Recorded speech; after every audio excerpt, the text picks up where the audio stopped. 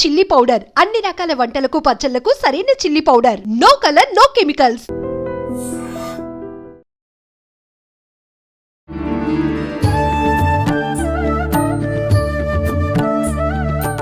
నమస్కారం, welcome to iDream. ధర్మ మార్గం విత్ విజిత కార్యక్రమానికి స్వాగతం.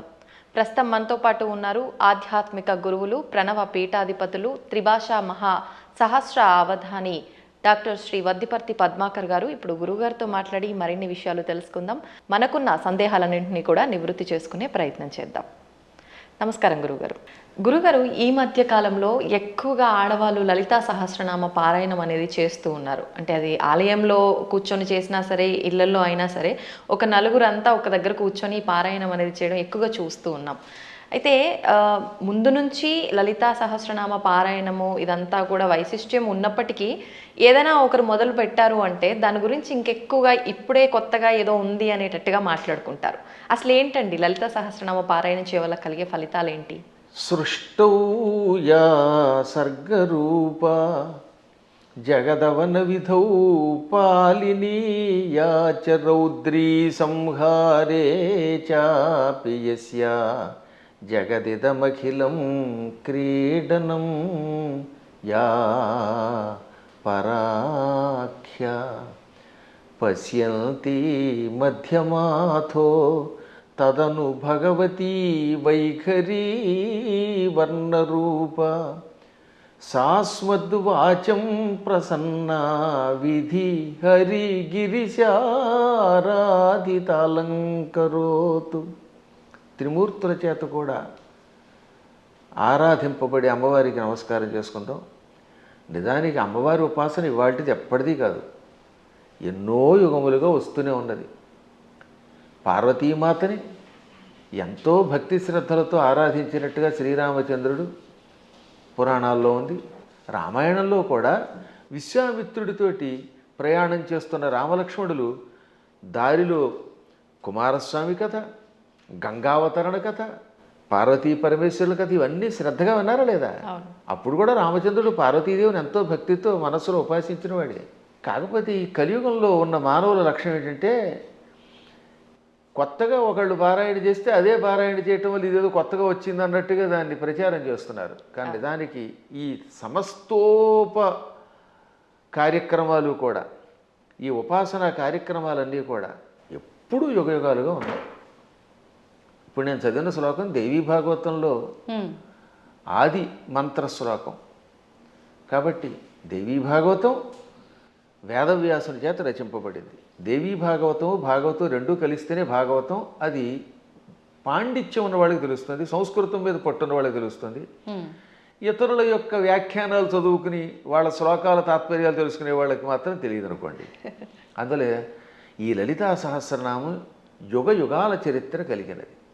మహానుభావులు ఎంతోమంది ఉపాసించారు. అమ్మవారి గురించిన ఉపాసన మహాభారతంలో ఆదిపర్వంలో కనపడుతుంది, సభాపర్వంలో కనపడుతుంది, అరణ్యపర్వంలో కనపడుతుంది, ఇంకా విరాట పర్వంలో చెప్పేకర్లా. ఇప్పుడు ఈ లలితా సహస్రనామంలో ఉన్న నామములను గుదిగురిచ్చి ఒక స్తోత్రంగా ధర్మరాజు చేశాడు. ధర్మరాజు విరాటరాజు గారి కొలువులోకి వెళ్లే ముందు ఒక ఆలయం ప్రాంగణం దగ్గర నిలబడి అమ్మవారిని 24 శ్లోకాల్లో స్తోత్రం చేశాడు. ఆ తర్వాత వీళ్ళంతా మారువేషాలు వేసుకుని విరాటరాజు గారు కొలువులోకి వెళ్ళారు. కానీ చిత్రం ఏంటంటే నిజానికి అమ్మవారిని స్తోత్రం చేసింది ఎవరు? ధర్మరాజు. ఎక్కడ? మహాభారతంలో విరాట పర్వంలో విరాటరాజు గారి కొలువు దగ్గరికి వెళ్లే ముందనమాట.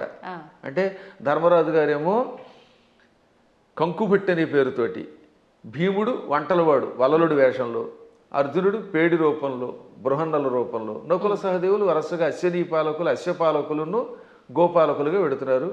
ద్రౌపదీదేవి మానిని అనే పేరుతోటి వెడుతోంది, మాలినిగా, ఇది సైరంధ్రిగా. విరాట పర్వాన్ని నర్తనశాలగా సినిమా తీశారు.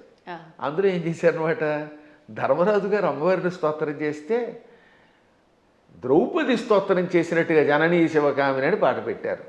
నిజానికి జననీ శివకామిని అందంగా పీసుశీల్ గారు అద్భుతంగా పాడిన స్తోత్రం నిజానికి ఎవరు చేశారనమాట? అది ఆ స్తోత్రం ధర్మరాజు చేశాడు. కాబట్టి ధర్మరాజు కూడా అమ్మవారిని ఉపాసన చేశాడు. ఇక ఆ తరువాత మరికొద్ది సేపట్లో భగవద్గీత ప్రారంభం అవుతుందనగా అర్జునుడు అమ్మవారిని 14 శ్లోకాల్లో స్తోత్రం చేశాడు. నమస్తే సిద్ధశానాని ఆర్యే మందర వాసిని కుమారి కాళి కాపాలి కపిలే కృష్ణ పింగళే భద్రకాళి నమస్తుభ్యం మహాకాళి నమోస్తుతే చండి చండే నమస్తుభ్యం తారిణి వరవర్ణిని అంటూ 14 శ్లోకములతో అమ్మవారిని స్తోత్రం చేశాడు. ఆ స్తోత్రాల్లో ఉన్న నామాలన్నీ లలితా సహస్రనామంలోవే. వాటిని ఇంకొక రకంగా గుదిగుచ్చి ఈయన స్తోత్రం చేశాడు. కాబట్టి వీళ్ళు అమ్మవారిని ఉపాసించారు. కాబట్టి అమ్మవారిని ఉపాసించటం అర్జునుడు చేశాడు కృష్ణుడి సలహా మీద. ధర్మరాజు గారు చేశారు. ఇంకా ఆశ్చర్యం, మనందరం ఎంతో ప్రామాణికంగా భావించే భాగవతం ఉందా? అవునండి. ఈ భాగవతంలో ద్వారకా నగరంలో శ్రీకృష్ణ పరమాత్ముడు సత్యభామాదేవి యొక్క తండ్రి సత్రాజిత్ అభాండం వేస్తే అభాండం నుంచి బయటపడడం కోసం వెళ్ళాడు. ఏది? మణి కోసం, శమంతక మణి కోసం. ఆయన ఎప్పటికీ రాకపోతే 28 రోజులు రాలేదు ఆయన. ఆ లోపు అమ్మవారిని స్తోత్రం చేశారు, అమ్మవారిని పూజించారు. ఎవరు?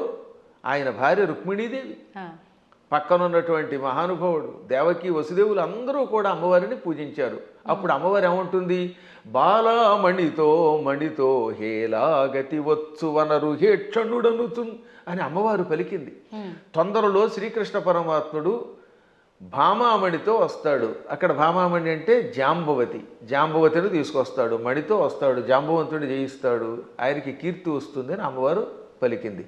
కాబట్టి సాక్షాత్తు శ్రీకృష్ణ పరమాత్ముడు అంతటి వాడు పునఃస్థాపన చేసిన ద్వారకా నగరానికి అధిష్టాన దేవత అంబిక. అంబిక అనే పేరుతో ఉన్నది. ఇది భాగవతంలో ఉన్నది, ఇంకెవరో పద్మాకర్ గారు రాసింది కాదు. కాబట్టి అమ్మవారి ఉపాసన ఎంత ప్రాచీనమో ఆలోచించండి. అలా ప్రాచీన కాలం నుంచి అందరూ అమ్మవారిని ఉపాసిస్తున్నారు. శక్తిని ఉపాసించకుండా ఎవడుంటాడు? ఇప్పుడు వెర్రి పెరిగిపోయి కొట్టుకోవడాలు పెరిగిపోయాయి. కాబట్టి అమ్మ లలితా సహస్రనామాలు, ఈ అమ్మవారి ఉపాసన యుగయుగాల చరిత్ర కలిగినది. అందులో ఇప్పుడు ఏంటంటే కలియుగంలో శక్తి కల్పం అవటం వల్ల ఎక్కువ పెరుగుతుందట. దీనివల్ల ఎక్కువ లాభం కూడా ఉన్నది. ఇప్పుడు మేము ఉన్నాం, నిత్యం చేసేది భాగవత సప్తాహం. నాకు కృష్ణ పరమాత్ముడు ఎంతో, అమ్మవారి ఉపాసనతో చేసే ఉపాసనేమో అమ్మవారిది, కానీ మానసికంగా లోపల కనబడేది కృష్ణుడు. అర్చన అభిషేకం చేసేది శివుణ్ణి. కాబట్టి శివుడైనా కృష్ణుడైనా అమ్మైనా ఉన్నది ఒకే చైతన్య స్వరూపం. ఆ జ్ఞానం కలిగిన వాడి స్థాయి వేరు. జ్ఞానం లేనప్పుడు రూపాలతో మాత్రమే కొట్టుకునే అజ్ఞానుల స్థాయి వేరు. అందుకే లలితా సహస్రనామం వీటికి అతీతమైన చైతన్య స్వరూపం అది. ప్రస్తుత రోజుల్లో నిజంగా భార్యాభర్తల బంధం అలా లేదని చెప్పాలి. అంటే అందరూ అని కాదు, కొంతమంది ఒక మిత్రుల్లా ఉండాలి అంటే సమయానికి తగ్గట్టుగా ఇద్దరు భార్యాభర్తలు అన్యోన్యంగా అలా ఉండాలి, కానీ అలా ఉండట్లేదు. ఎందుకని అంటారు? ఇప్పుడున్న కారణం ఏంటి చెప్పమంటారమ్మా? అసలు సగం సినిమాలే పాడి చేస్తున్నాయి. కొంత ఇప్పుడు సినిమాలు, మరికొంత మనుష్యులలో ఆర్థిక స్వాతంత్రం వచ్చేసింది. పిల్లల్ని చిన్నప్పటి నుంచి గారంగా పెంచడం తల్లిదండ్రులు చేస్తారు. సందేహాలు అక్కడ పెంచాలి. కానీ అదే సమయంలో భార్యాభర్తల బంధం ఒకరితో ఒకరు ఎంత జాగ్రత్తగా ఉండాలి, క్షణికోద్రేకాలతో కోపాలు తెచ్చుకొని తిట్టుకోకూడదనేది చిన్నప్పటి నుంచి చెప్పట్లేదు కదా. ఇప్పుడు పూర్వం రుక్మిణీ కృష్ణుల కథ, సీతారాముల కథలు చిన్నప్పటి నుంచి నూరిపోసి ఏదన్నా చిన్న చితక గొడవలు వస్తాయి. భార్యాభర్తలకు తగాదాలు లేకుండా ఎలా ఉంటాయి? సతీదేవి కూడా శివుడి మాట వినకుండా వెళ్ళిపోయిందా లేదా? ఒక్కసారి సతీదేవి శివుడు వద్దంటున్నా వినిపించుకోకుండా పుట్టింటికి చూడడానికి యజ్ఞానికి వెళ్ళింది, శరీరం విడిచిపెట్టింది.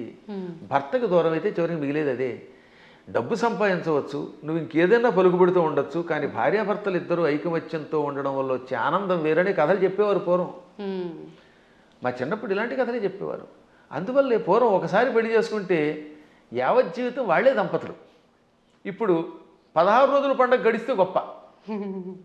తొలినాడు ఏదో హడావిడి, మలినాడు మడావిడి అన్నట్టుగా అయిపోతుంది. 16 రోజుల తర్వాత మళ్ళీ ఇద్దరు విడిపోతున్నారట. కొట్టుకోవడాలు, తిట్టుకోవడాలు, ఇవన్నీ కొంత తల్లిదండ్రుల యొక్క పెంపకం లోపం, కాల ప్రభావం, మీడియా ప్రభావం అన్నీ ఉన్నాయి, ఒకదాని మీద ఒకటి పడుతున్నాయి. కానీ దైవానుగ్రహం వల్ల మళ్ళీ పూర్వపు లక్షణం వస్తుందని నాకు నమ్మకం. అందువల్ల నా ఉద్దేశంలో చిన్నప్పటి నుంచి పిల్లలకి చక్కని కథలు చెప్పాలి. వస్తాయి తగాదాలు అయినా, కానీ అయినా కలిసి ఉండండి. ఎప్పుడైనా భార్య కోపం వచ్చినప్పుడు భర్త తగ్గాలట, భర్త కోపం వచ్చినప్పుడు భార్య తగ్గాలి. ఈవిడేమో తోసుంటా అంది, ఈవిడ తోసుంటా అన్నాడు, ఇంకేముంది రెచ్చిపోతే కొట్టుకుపోతారు. ఇంకా విడాక్ విడాక్ విడాక్ అయిపోయింది. దీనివల్ల ఏమిటి సాధిస్తున్నారు చివరికి? ఒక్క ఇంట్లో సుఖంగా ఉంటున్నారా? ఇవాళ కలియుగంలో గుండెకాయ లబ్ డబ్ అని కొట్టుకోవడం మానేసింది. పూర్వం గుండెకాయ లబ్ డబ్ అని కొట్టుకునేది, ఇప్పటికీ చేయేస్తే లబ్ డబ్ అని అంటుంది. కానీ లబ్బు పోయి డబ్బు డబ్బు డబ్బు అని కొట్టుకుంటుంది. అదొక జబ్బు కింద పట్టుకుంది. దాంతో కుటుంబాలు విచ్ఛిన్నం అయిపోతున్నాయి. అయినా మా అదృష్టం ఏంటంటే మేము పిల్లలకి చిన్నప్పుడు వచ్చే సంస్కారం వల్ల మా పిల్లలు అలాగే చక్కగా కలిసి ఉంటున్నారు. మా అన్నదమ్ముల పిల్లలు కలిసి ఉంటున్నారు. అందువల్ల వీటిని మళ్ళీ ఆదర్శంగా తీసుకోవాలి. ఈ మధ్యన మా పురాణాలు విన్నాక చాలామంది మార్పు చెందుతున్నారు. క్షణికోద్రేకంతో విడిపోతే ఉంది. తల్లిదండ్రుల ప్రేమ పిల్లలకు ఉండదు. ఈ పిల్లలు మళ్ళీ పిశాచాల్లా తయారైపోతారు. వీళ్ళు కొట్టుకుంటారు, హత్యలు చేస్తున్నారు, చస్తారు, బాంబులు వేసుకుంటారు. చివరికి ఏం సుఖం? ఒకసారి ఆలోచించండి. అందువల్ల ఐకమత్యంలో భార్యాభర్తలు ఇద్దరూ ఒక అవగాహనకి రావడంలో ఎన్నో లాభాలు ఉన్నాయి. అసలు 3 ముళ్ళు అందుకే పెట్టారు. 3 ముళ్ళు ఏమిటి అనుకుంటారు? ధర్మేచ. ఒక ముడి ఎందుకు వేస్తున్నాడంటే ఈ రోజు నుంచి మన ఇద్దరం కలిసి ధర్మమును ఆచరిద్దాం. ధర్మం కోసం ఒక ముడేట. అంటే ఈ రోజు నుంచి భార్య భర్త ఇద్దరూ కలిసి ధర్మమును ఆచరించెదరుగాక. అర్థేచ. ధనం విషయంలో కూడా మీకు మీరే మాకు మేమే అని కొట్టుకోకుండా నువ్వు సంపాదించు, నేను సంపాదిస్తాం, ఇద్దరు డబ్బులు అక్కడ పెడదాం, ఇద్దరం కలిసి అవగాహనకు వచ్చి ఖర్చు పెట్టుకుందాం. ఈరోజు నువ్వు గొలుసు చేయించుకో, వచ్చే నెలలో నేను ఉంగరం చేయించుకుంటాను. ఆ తర్వాత ఇద్దరం కలిసి కొంత లోను పెట్టుకుని ఎలోనుగా బతకకుండా లోను పెట్టుకుని ఇల్లు కట్టుకుందాం, లోన్ తీర్చుకుందాం, ఇలా అనుకోవాలి. అలాగే ఏ విషయంలో అయినా ధనాన్ని విషయంలో భార్యాభర్తలు ఒకరికి తెలియకుండా ఒకళ్ళు ఖర్చు పెట్టకూడదు. అత్యావశ్యక స్థితిని ఉంటుంది అప్పుడు తప్ప. అందువల్ల అర్థము విషయంలో 2వ ముడి ఇవ్వాలి. ఇక 3వది కామేచ. కోరికలు కూడా ఇద్దరు కలిసి తీర్చుకోవాలి. ఆవిడికి దెబ్బకఠ దొంగల ముఠా సినిమా ఇష్టం, ఈయన గారికి ఏమో నాలాగే జయసింహ ఇష్టం. నేను జయసింహే చూస్తాను, కాదు నేనేమో ఇవే చూస్తాను అనకుండా ఓ రోజు జయసింహ, ఓ రోజు దెబ్బకఠ దొంగల ముఠా చూడండి. అలా ఇద్దరు కలిసి ఒకళ్ళు జానపదం ఇష్టం, ఒకళ్ళకి ఏదో గూఢచారి సినిమాలు ఇష్టం, ఒక్కొక్కడికి అవి ఇవి కాకుండా ఊడు పిల్లలు కొట్టుకునే సినిమాలు ఇష్టం. అలా ఇష్టాలు ఇద్దరు దాన్ని ఏమంటారు పంచుకోవాలి. ఇంక 2వది భార్యామడికి రోజు మైసూరు బజ్జీ ఇష్టం, ఈ భర్త గారి కర్మ వాడికి ఎప్పుడు ఫ్రైడ్ రైస్ ఇష్టం. అప్పుడు ఇద్దరు కొట్టుకోకుండా 2 చేసుకుని 2 చెరిసగా తినమనండి, ఏం చేస్తాం? అలా కోరికలు కూడా కలిసి తీర్చుకోవాలి. అందుకని ధర్మేచ అర్థేచ కామేచ నాతి చరామి అన్నాడు ఆయన. నాతి చరితవ్యం అని పురోహితులు వారు మంత్రం చెబుతారు. అతి చరితవ్యం అంటే దాటి వెళ్ళుట, చెప్పకుండా చేయుట.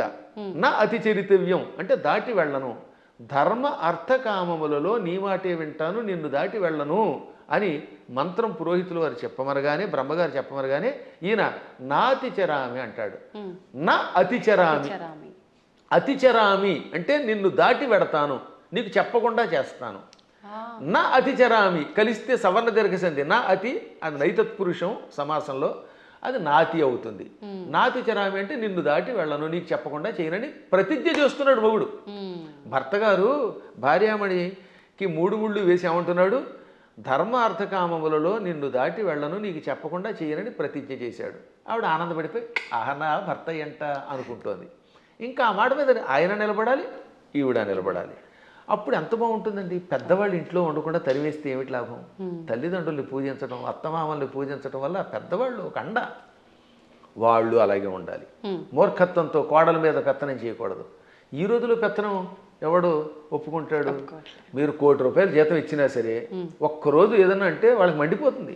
నేను చూశాను కదా, మన దగ్గర పనిచేసే అసిస్టెంట్లకి ఇచ్చినంతకాలమే ఆనందం. ఎప్పుడన్నా ఎరా ఈ పూట ఎందుకు అగరత్ వెలిగించలేదంటే నేను ఎందుకు వెలిగించాలని అంటాడు వాడు. ఎవరి మాట ఎవరు వింటలేదమ్మా, మేము చూస్తున్నా. నాకంటే మీకు బాగా తెలుస్తుంది, ఎందుకంటే మేము కొంచెం పురాణం రంగంలో ఉంటాం. మా దగ్గరకు వచ్చిన వాడు ఎక్కడికి పోడు. కానీ మీరు చూస్తారు ఛానల్స్ ఉన్నాయి అనుకుందాం, ఛానల్స్లో పైవాడు ఏదనంటే మర్నాడే ఉద్యోగం మానేడు ఇంకో ఛానల్, ఇది కాదు అది, అది కాదు ఇది, బోల్డ్ స్టూడియోలు, బోల్డ్ యూట్యూబ్లు, బోల్డ్ యూట్యూబ్లు ఎవడో వినడం. అలాంటి చోట కొంచెం జాగ్రత్తగా అవగాహనతో ఉండాలి. అప్పుడు కుటుంబాలు నిలబడతాయి, పిల్లలు బాగుపడతారు. మన పిల్లల కోసమైనా బాగుపడద్దా? తవ్వండి, తవ్వుతూనే శివలింగం సరే దాన్ని అట్లా కప్పేసేయండి, చూపించదండి. Krishna is there. మూర్తి పూజ కాదు, సాక్షాత్ బ్రజేంద్ర నందన భగవాన్ ఉన్నారు మూర్తిలో. ఏమీ ఆశించకుండా ఆరాధించే వాళ్ళు కూడా ఉన్నారా ప్రభుజీ? నిజమైన భక్తి అంటే మనకు తెలియదు కాబట్టి